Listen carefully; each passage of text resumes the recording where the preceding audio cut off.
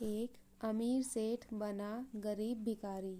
नमस्कार दोस्तों, स्वागत है आप सभी का द स्टोरीज चैनल में। दोस्तों, आज की एक छोटी सी कहानी एक सेठ के ऊपर है जिसे बहुत घमंड था। उसके घमंड के कारण उसकी ज़िंदगी का क्या हुआ, आइए कहानी में सुनते हैं। हर दिन एक भिखारी दरवाजे के पास आकर भीख मांगता था और उस घर का मालिक हमेशा घर के बाहर आते ही उसे देखकर फिर जाया करता। कई बार उसके लिए गालियाँ भी बकता। वो कहता, तू जिंदा ही क्यों है? पूरी जिंदगी ऐसे ही भीख मांगेगा क्या? धरती का बोझ क्यों बना बैठा है? और कभी कभी उस भिखारी को गुस्से में वह धक्का भी मार दिया करता। इतना कुछ हो जाने के बावजूद वह भिखारी के मुंह से सिर्फ यही निकलता कि भगवान तुम्हारे पापों को माफ करे। एक बार सेठ को धंधे में बड़ा नुकसान होने की खबर मिली। सेठ बहुत परेशान था कि तभी उसके दरवाजे पर वही भिखारी आया। गुस्से में अपना आपा खोते हुए सेठ ने उस भिखारी को पत्थर दे मारा।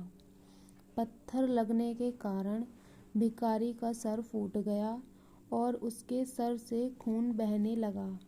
फिर भी दर्द से कराहते हुए उस भिखारी ने सिर्फ इतना ही कहा कि भगवान तुम्हारे पापों को माफ करे। भिखारी वहां से चला गया। सेठ सोच में पड़ गया कि भिखारी को पत्थर मारा, फिर भी उसने सिर्फ मेरे लिए प्रार्थना की। सेठ का गुस्सा शांत हुआ। भिखारी का रहस्य जानने के लिए सेठ ने भिखारी का पीछा करना शुरू कर दिया। भिखारी जहाँ जहाँ जाता, सेठ उसके पीछे पीछे जाता। सेठ ने देखा कि कोई उसको खाना देता तो कोई उसको मारता, कोई अपमानित करता तो कोई गाली देता। लोग भिखारी के साथ चाहे जैसा व्यवहार करते, लेकिन भिखारी सबके लिए एक ही प्रार्थना करता था कि भगवान तुम्हारे पापों को माफ करे। अब रात होने को आई थी और भिखारी अपने घर जाने के लिए लौटा। वो अपने घर पहुंच गया, लेकिन सेठ अभी भी उसका पीछा कर ही रहा था। एक पुरानी टूटी हुई खटिया थी, उस पर एक बूढ़ी औरत लेटी हुई थी। वह काफी कमजोर और बीमार लग रही थी। वह भिखारी की पत्नी थी।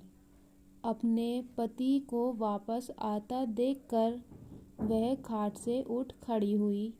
पत्नी ने अपने पति के भीख वाले कटोरे में देखा। उसमें सिर्फ आधी बासी रोटी थी। उसे देखकर वह बोली, आज बस इतना ही मिला? और हाँ, आपके सिर से खून निकल रहा है, ये चोट कैसे लगी? बूढ़ा भिखारी बोला, आज बस इतना ही मिला, किसी ने कुछ दिया ही नहीं। सब ने गालियाँ दी और एक ने पत्थर भी फेंका, इसलिए मेरा सर फट गया। एक गहरी ठंडी सांस लेकर बूढ़ा भिखारी फिर से बोला, यह मेरे ही पापों का फल है। तुम्हें याद है कुछ सालों पहले हम कितने अमीर थे? क्या कुछ नहीं था हमारे पास? हमारे पास हर चीज़ ज़रूरत से ज़्यादा थी, लेकिन हमने कभी दान नहीं दिया। और उससे भी बुरा हमने उस अंधे भिखारी के साथ किया जो हमारे द्वार पर भीख मांगने आया करता था। बूढ़ी पत्नी की आंखों में आंसू आ गए। वह बोली, हाँ, हम उस बेचारे अंधे के साथ बहुत बुरा करते थे। उसका अपमान करते थे।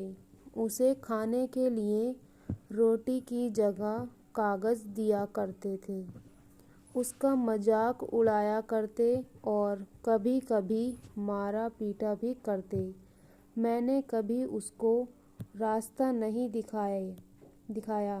एक बार मैंने उसके मुंह पर मिट्टी भी फेंकी थी और वो हमेशा दुखी होकर यही कहता कि भगवान तुम्हारे किए की सज़ा देगा, भगवान तुम्हारे पापों की सज़ा ज़रूर देगा।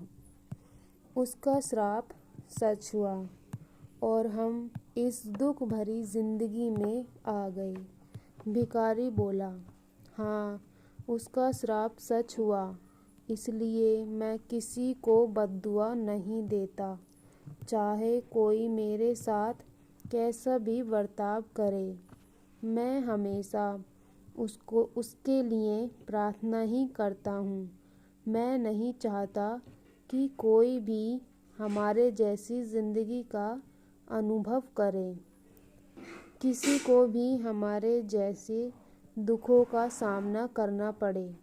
वो नहीं जानते कि वो कितना बड़ा पाप कर रहे हैं, इसलिए अनजाने में हुए पाप की ऐसी सज़ा किसी को भी मिले मैं नहीं चाहता। सेठ वहीं पर छुपकर ये सारी बातें सुन रहा था। अब उसे सब कुछ समझ में आ गया था। भिखारी और उसकी पत्नी ने वह आधी रोटी मिल बांटकर खा ली और भगवान को धन्यवाद बोलकर सो गए। अगले दिन वही भिखारी फिर से भीख मांगने सेठ के घर के पास चला गया।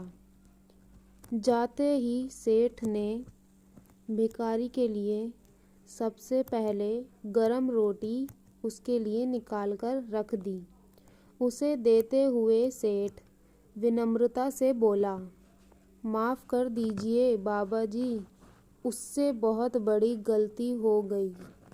बूढ़ा भिखारी बोला, भगवान तेरा भला करे। इतना कहकर वह आगे निकल गया। इस कहानी से जो सीख हमें मिलती है कि आदमी चाहे किसी के बारे में बुरा कहे या भला, लेकिन भगवान सिर्फ कर्म के हिसाब से उसको फल देता है। क्या हुआ अगर भगवान नहीं दिखता है, लेकिन यह बात बिल्कुल सच है, उसके खाते में सबका हिसाब बहुत पक्का होता है। इसलिए जब किसी के लिए कुछ भी करो तो अच्छा ही करो। तो दोस्तों, कैसी लगी आपको हमारी आज की ये कहानी? हमें कमेंट करके ज़रूर बताइएगा। और अगर कहानी अच्छी लगी हो तो वीडियो को लाइक और चैनल को सब्सक्राइब ज़रूर कीजिएगा, ताकि वीडियो की आने वाली हर नोटिफिकेशन सबसे पहले आपको मिले।